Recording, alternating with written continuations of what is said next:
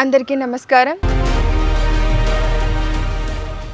శాకాహార జగత్ అనే ప్రత్యేకమైన కార్యక్రమానికి అందరికీ స్వాగతం, సుస్వాగతం.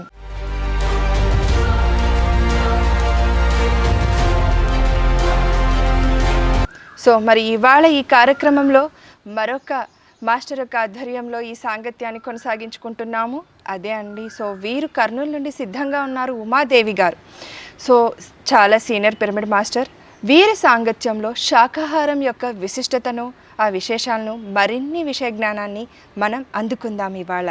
మేడం నమస్కారం. ముందుగా మీరు ధ్యానంలోకి ఎలా వచ్చారు? మీ ధ్యాన పరిచయం చేసుకోండి. నేను 2002లో ధ్యానయజ్ఞం జరుగుతున్నప్పుడు మా మదర్ ధ్యానయజ్ఞానికి అటెండ్ అయ్యారండి. అటెండ్ అయిన తర్వాత అక్కడ పాల్గొని ధ్యానం అనేటువంటి పదం ఫస్ట్ సారి మా అమ్మ నోటి ద్వారా విన్నా. మా అమ్మ ఇంటికి వచ్చి ఏం చెప్పారంటే, అమ్మ అక్కడ వేల మంది ఉన్నారు, ధ్యానం అనేటువంటిది చేయడం వల్ల రోగాలన్నీ పోతున్నాయంట, ధ్యానం అనేది మానసిక ప్రశాంతత వస్తుంది, చాలా బెనిఫిట్స్ ఉన్నాయి ధ్యానం వల్ల అని చెప్తే, అప్పటికి నేను మ్యారేజ్ అయింది నాకు. నేను సైన్స్ స్టూడెంట్ అనమాట, బీఎస్సీ అయిపోయింది నాది. సో నేను నమ్మలేదు యాక్చువల్గా. ఏమన్నానంటే, అమ్మ కళ్ళు మూసుకొని కూర్చుంటే ఏమొస్తుంది, ఒక చీకటి తప్ప ఏం కనిపించదు, నువ్వు అన్నీ వాళ్ళు ఏందో చెప్తే ఇక్కడ వచ్చి నాకు చెప్తున్నావు, ఆయనకు ఒప్పించి పుష్పాసుపత్రి గారికి నీకు ఒప్పించిమా, నేను నమ్మను అన్న. అంటే ఎందుకు అట్లా మాట్లాడతావు, నీకు ఇష్టం లేని విషయాలు ఎందుకు, అసలు మనకు తెలియనిది చాలా ఉంది, ఇట్లా మాట్లాడొద్దు, నువ్వు తెలుసుకొని మాట్లాడాలి అంటే, ధ్యానంలో పవర్ ఉంది అని చెప్పి. అంటే ధ్యానంలో పవర్ ఉంది అంటున్నావు కదా, మా బంధువుల్లో ఒక అతను 3 monthsలో చనిపోతాడని డాక్టర్స్ డిసైడ్, ఆయనకి బోన్ ట్యూమర్ ఉంది. సో మా బంధువులు అతను, ఒకవేళ మీ ధ్యానంలో పవర్ ఉంటే ఆయన బతికించమని చెప్పు, అప్పుడు నమ్ముతా ధ్యానకు పవర్ ఉందని అనేసి మా అమ్మకి ఛాలెంజ్ ఇచ్చాను. సో ఛాలెంజ్ చేస్తే మా అమ్మ ఏమన్నారంటే, అన్ని వితండవాదం చేస్తావు, అక్కడ బుద్ధ పిరమిడ్ దగ్గర మాస్టర్స్ ఇప్పటికి కూడా ఉంటారు, ఇన్నేళ్ళ నుంచి మనకు తెలియదు, అది ఆల్రెడీ ఉంది, నువ్వు అక్కడ పోయి కనుక్కో ఏమన్నా అంటే మా బంధువులు అనడం. సో ఆయన చనిపోతారంటే ఏ సంవత్సరంలో మీకు ధ్యాన పరిచయం కలిగి? అమ్మగారు 2002 అనేసి ఇక్కడికి వచ్చాం.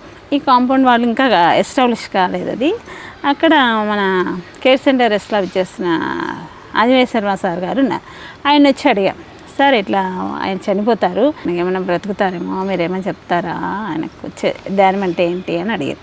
అంటే ఆయన అక్కడే గులకరాల మీద కూర్చొని కళ్ళు మూసుకొని 5 minutesలో ధ్యానం చేశారు. ధ్యానం చేసేసి, లేదమ్మా ఆయన డిజైన్ అయిపోయింది, ఆయన ఖచ్చితంగా బాడీ వేక్ చేస్తారు, ఒకవేళ మీరు ధ్యానం ఇప్పుడు ఆయనకి ఇంట్రడక్షన్ చేస్తే నెక్స్ట్ జన్మలో ఎక్కడ పుడతారో చెప్తాడు అని చెప్పారు.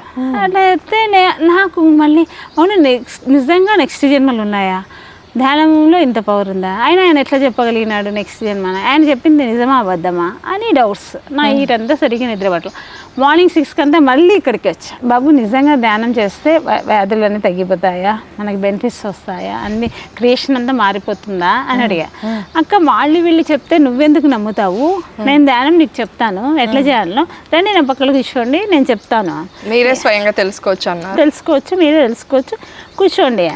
కూర్చున్న తర్వాత ఏం నాన్న ధ్యానం ఏంటంటే, ఏం లేదక్క, మీరు కళ్ళు 2 కాళ్ళు క్రాస్ చేసుకోవాలి, చేతుల్లో చేతులు పెట్టుకోండి, శ్వాస మీద ధ్యాస పెట్టండి, నాతో పాటు కూర్చోండి, ఒక అర్ధగంట చేద్దామనేసి ఇనిషియేషన్ చేసి కూర్చున్న 10 నిమిషాలకి నా బాడీ కలలేదు. నేను ఇక్కడ ఉన్నాను కానీ నా ఎక్స్పీరియన్స్ అంతా కూడా ఏమన్నా అన్నది తీరంలోకి వెళ్ళిపోయా. నేను ఇక్కడ బాడీ ఉంది, హాస్టల్ బాడీ రిలీజ్ అయిపోయింది నాకు ఫస్ట్ సిట్టింగ్లోనే. సో అక్కడి నుంచి అలలు వచ్చి నది ఒడ్డుకి తాకుతున్నాయి. ఆ అలల్లో నేను ఇలా నడుస్తూ అంటే చల్లగా స్పర్శ వస్తుంది, అలలు వచ్చి నా కాళ్ళకు తాకుతున్నాయి. మధ్యలోంచి చిన్నగా 4 years బాబు కృష్ణుడు పరిగెత్తుకుంటే నా వైపు వస్తున్నాడు, ఒడ్డుకి వస్తుంటే నాకు అప్పటికే బాబు ఉన్నాడు. వాడిని పరిగెడుతుంటే అన్నం తినిపిస్తే మనం పరిగెడతారు కదా, తినిపిస్తాం, అట్లా పరిగెడతాం. నన్ను 1 kilometer పరిగెత్తించినాడు కృష్ణుడు. పరిగెత్తుకుంటూ పోతూనే ఉన్నాడు. నేను వాడాడు, నాకు కృష్ణుడు అనిపించట్లే, బాబానే అనిపిస్తున్నాడు. పోయి ఇలా పట్టుకునేలాగా చిన్నది స్టాచ్యూ ఉన్నది కృష్ణుడిది, అక్కడ మండపంలో పట్టుకునేలాగా సిల్ అయిపోయినాడు. సో మళ్ళీ బ్యాక్ వచ్చేసాడు అనేసి ఇంకా ఎప్పుడు అది వెళ్ళడం చేయడం ఇంకా స్పాట్ అంతే, ట్రావెల్ అంటే ఒక క్షణకాలం అన్నట్టుగా అనిపించింది. అదంతా జరిగింది. దాదాపు అదంతా జరిగేలోగా నాకు 20 నిమిషాలు 30 నిమిషాలు పట్టింది ఆ స్టోరీ మొత్తం. లైవ్లో ఉన్నాం. వచ్చేదా అయ్యో నేను ఇంత తప్పుగా మాట్లాడినాను, అతి మాట్లాడినాను, నాకు అజ్ఞానం ఉంది అనేసి నేను ఖచ్చితంగా నమ్మేసి అయ్యో శ్రీకృష్ణుడే మనకు దర్శనం ఇచ్చినాడు, ఇంత గొప్ప జ్ఞానాన్ని మనం తెలుసుకోలేకపోయినాం ఎన్ని రోజులు అనేసి రియలైజ్. అప్పటికి మేము స్కూల్ ఎస్టాబ్లిష్ చేసి, నాకు స్కూల్లో 200 మంది పిల్లలు ఉన్నారు. స్కూల్లో హాస్టల్. అంటే మీరు ఒక స్కూల్ టీచర్? స్కూల్ మాదే. మీరే స్కూల్ని రన్ చేస్తున్నారు? స్కూల్ రన్ చేస్తున్నారు. ఆర్ఆర్ హై స్కూల్ అనేసి మధ్యనగర్లో ఇప్పటికీ కూడా రన్ చేస్తున్నాము. మేము స్కూల్లో 200 మంది పిల్లలు ఉంటారు. మాకేంటంటే హోమ్ సిక్ వల్ల పిల్లలు వెళ్ళిపోతూ ఉంటారు, ఒక్కొక్కరు పారిపోతే ఏం చేస్తాము, మెడిటేషన్ చేస్తాం. సో మెడిటేషన్లో కూర్చుంటే ఆ పిల్లలు ఇప్పుడు హైదరాబాద్కి పారిపోయింటాడు వాడు, హోమ్ సిక్ వల్ల నైట్ వెళ్ళిపోతారు. అప్పుడు వెళ్ళిపోతే మా సారు, వార్డెన్స్, టీచర్స్, అబ్బాయిలు అందరు బైక్లు వేసుకొని ఊరంతా తిరగాలి, అక్కడ పోవాలి, ఫోన్లు చేయాలి, ఇదంతా ఉంటుంది. 2000లో ఇంత కమ్యూనికేషన్ కూడా లేదు.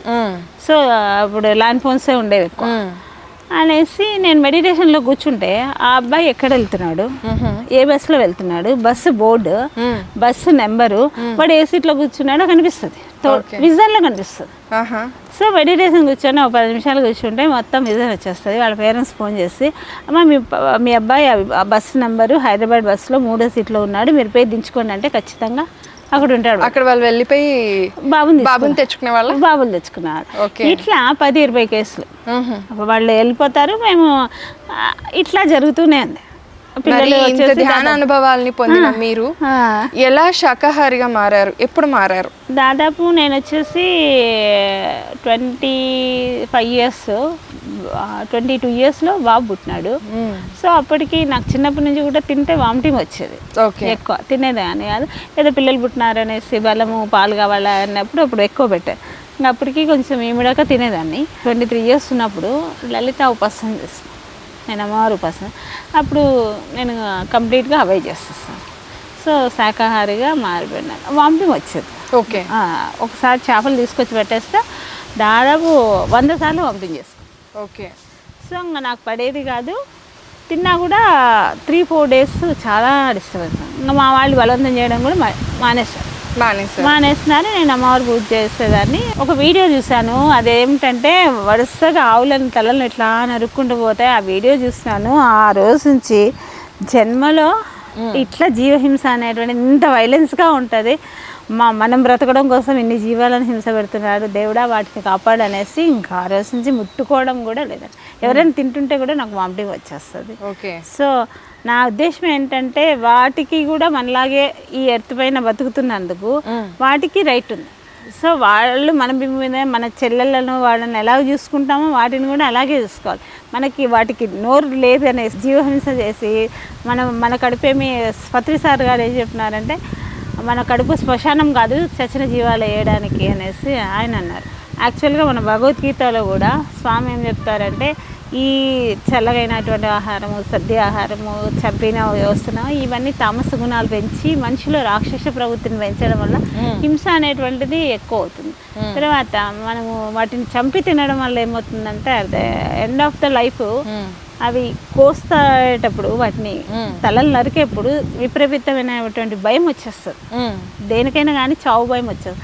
పాపం వాటిలో ఉన్న వైరస్, దాంట్లో ఉన్న బ్యాక్టీరియా మొత్తం వాళ్ళంతా స్ప్రెడ్ అయిపోతుంది. అది తినడం వల్ల వీళ్ళకి వ్యాధులు స్టార్ట్ అవుతాయి. సో ఆర్గాన్ ఫెయిల్యూర్స్ వల్ల చాలా మంది చనిపోవడానికి కారణం ఏంటంటే మాంసాహారం. ఈ శాకాహారం విలువలు, ఈ విశిష్టత గురించి మీరు చెప్తున్నారు కదా, ఇలా చేయకూడదు, మనం తినకూడదు, మనకుండే యొక్క బాధ నొప్పినే వాటికి ఉంటుంది అని చెప్పేదంట. మరి మీరు కరెస్పాండెన్స్ చేస్తున్నారు, ఒక స్కూల్ని మెయింటైన్ చేస్తున్నారు, మరి మీ విద్యార్థులకు కూడా ఇదంతా కూడా బోధిస్తూ ఉంటారా? ఖచ్చితంగా చెప్తాను. మా పిల్లలకి నాన్ వెజ్ తినొద్దండి అని చెప్తే వాళ్ళ పేరెంట్స్ ఒప్పుకోవడం, మారడం కానీ అలా జరిగిందా? సో వాళ్ళలో మార్పుని తీసుకురావడం స్వతహాగా వాళ్ళకి ఇష్టం లేదు, పేరెంట్స్ బలవంతంగా చాలా మంది తింటున్నారు. కొంతవరకైనా మార్పు వచ్చింది. అమ్మాయిలు చాలా మారుతున్నారు, అబ్బాయిల కంటే కూడా అమ్మాయిలు చెప్తే కనెక్ట్ అవుతున్నారు. ఆడపిల్లలు దాదాపు ఒక 50 మంది దాకా నేను మార్చాను శాకాహారాలు. మరి అయితే ధ్యానం కూడా చేయిస్తుంటారు? ధ్యానం ఖచ్చితంగా మా స్కూల్లో మార్నింగ్ ప్రేయర్ ధ్యానంతోనే స్టార్ట్ అవుతుంది. ధ్యానం మ్యూజిక్ పెడతాము, ఫ్లూట్ మ్యూజిక్ పెడతాము. ఒక 5 ఇయర్స్ ధ్యానం చేసిన తర్వాత భగవద్గీత వచ్చేసి రోజు ఒక శ్లోకం చెప్తాము, తర్వాత ప్రేయర్ స్టార్ట్ అవుతుంది. ఓకే. సో ఎవ్రీడే ఉంటుంది మా పిల్లలకి. తర్వాత బ్లడ్ డొనేట్ చేస్తారు, ధ్యానం ఒక హాఫ్ అన్ అవర్ చేస్తారు. ధ్యానం స్ట్రైట్గా కూర్చొని అబ్బాయిలు కానీ అమ్మాయిలు ధ్యానం యొక్క ఇప్పటికీ నా దగ్గర వేల మంది పిల్లలు వెళ్ళారు కదా, వాళ్ళకి ధ్యాన పరిచయం ఉంది, వాళ్ళు లైఫ్లో కూడా ధ్యాన ప్రచారం చేస్తున్నారు.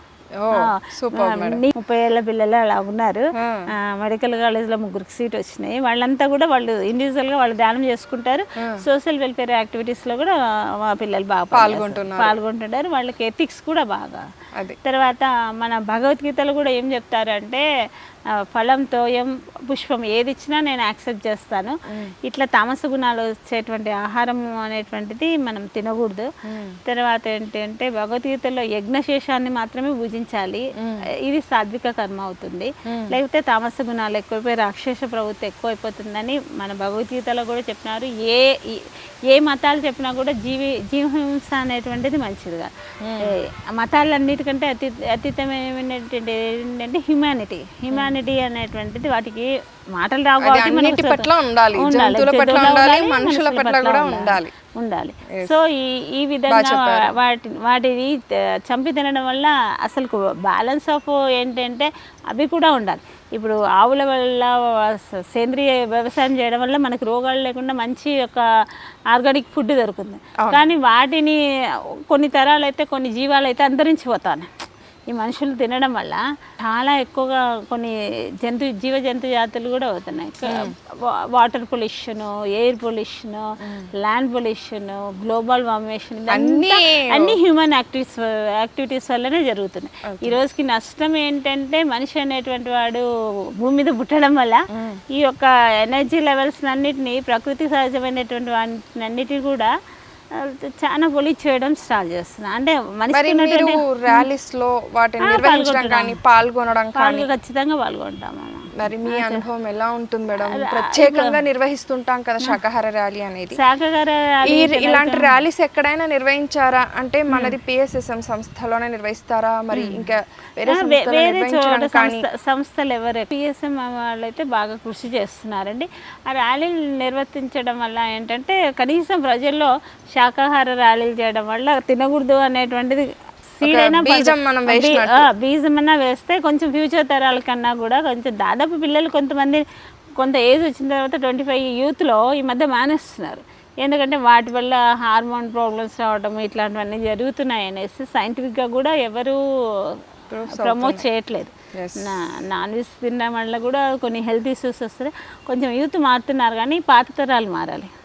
అన్ని మతాల ముసుగులో బలిలు ఇవ్వడము, చర్చిలో పెట్టి తినిపించడము, వీళ్ళు పంచడము, ఇవన్నీ కూడా ఏమంటే వీళ్ళకి ఇష్టం కాబట్టి ఇవన్నీ ప్రమోట్ చేస్తారు. యాక్చువల్గా కలియుగంలో వచ్చేసి జంతు బలి అనేటువంటిది రద్దు. మన పురాణాలతో ప్రకారం అని కూడా ఏది కూడా ఏ కులము ఏది చంపుకొని తినమని వాటిని కైండ్నెస్గా చేయొద్దని చెప్పేసి ఏది చెప్పదు.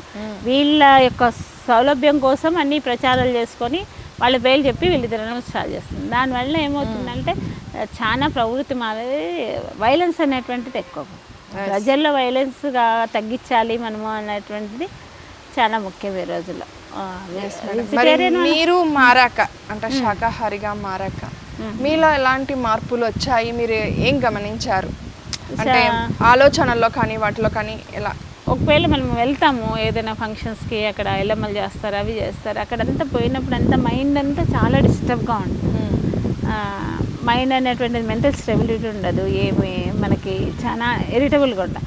మనము సాత్విక ఆహారం తీసుకుంటే రోజంతా కూడా మనకి చాలా ప్లెజెంట్గా ఉంటుంది. దీనివల్ల కూడా సాత్విక లక్షణాలు ఎక్కువ ఉంటాయి. మనము చేయాల్సినటువంటి టార్గెట్ కూడా ఫోకస్ కావచ్చు. ఇంటెలిజెన్స్ కూడా పిల్లలకి సాత్విక ఆహారం తీసుకునే వాళ్ళకి ఏమవుతుందంటే బాగా ఇప్పుడు చూడండి బాగా మైండ్ మెచ్యూరిటీ అంటే బ్రాహ్మణ్స్ తీసుకుంటే పిల్లలు చాలా యాక్టివ్గా ఉంటారు, వీళ్ళకంటే కూడా బలంగా ఉంటారు, ఇంటెలెక్చువల్గా బాగుంటారు. ఇవి తామస గుణాలు ఎక్కువైపోయి తినడం తాగడం వల్ల మధ్యాహ్నం 12 గంటల వరకు కూడా లేయరు పిల్లలు. మనం భుజించే ఆహారం వల్ల కూడా ఇలాంటివి కలుగుతుంటాయి ఖచ్చితంగా. ఆహారం తినడం వల్ల మామూలుగా మనము తినేటువంటి ఆహారము 1 డే కంటే ఎక్కువ ఉండకుండా కడుపులో వచ్చేస్తే అది ఎక్కువ బ్యాక్టీరియా ఫామ్ చేయడము 2 days పడుతుంది.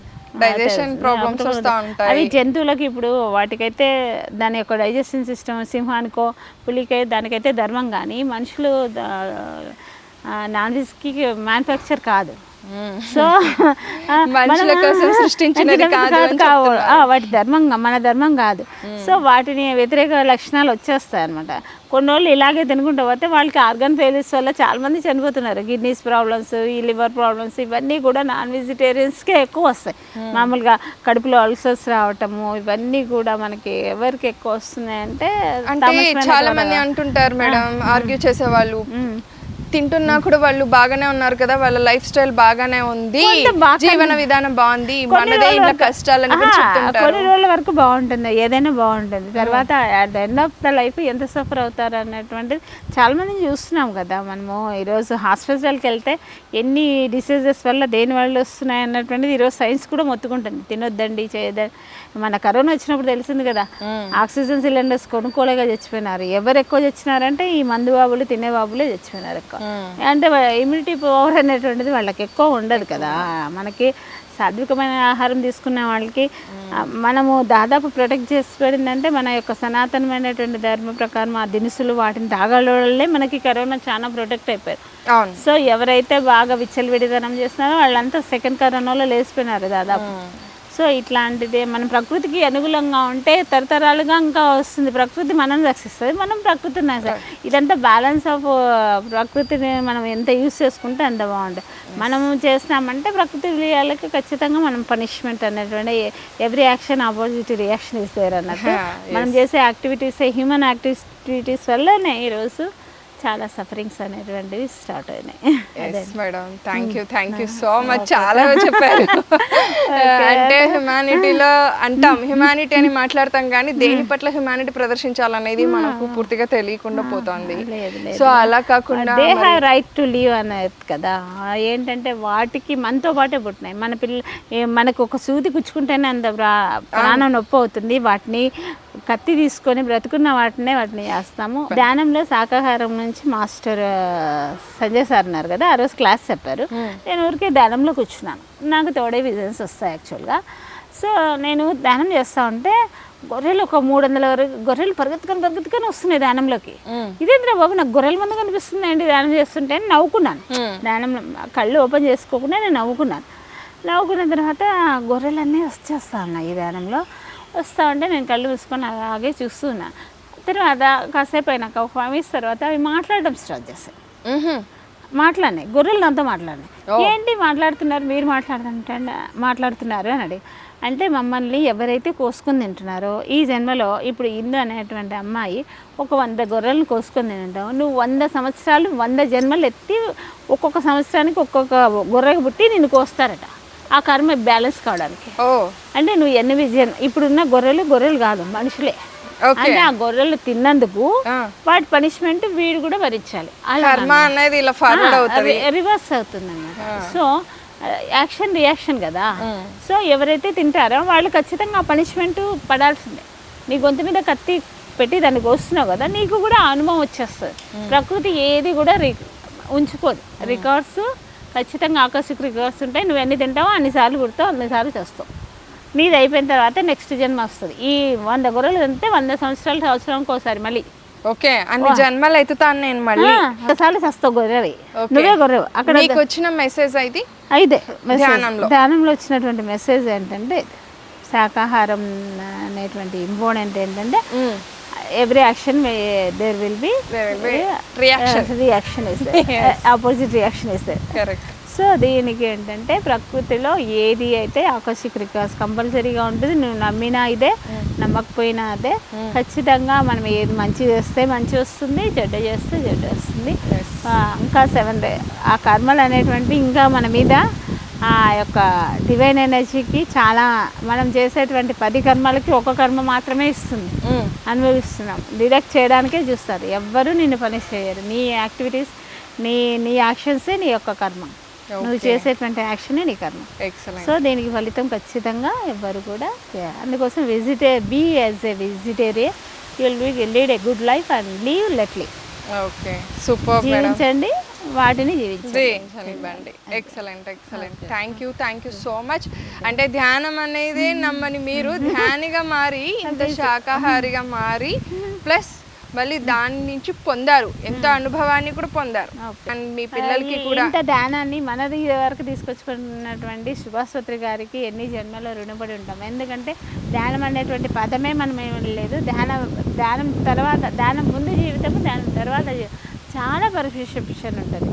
ప్రతిదీ కూడా మనం ఆలోచించి చేస్తాం. సో ధ్యానం అనేటువంటిది చాలా గొప్ప బ్రహ్మ విద్య.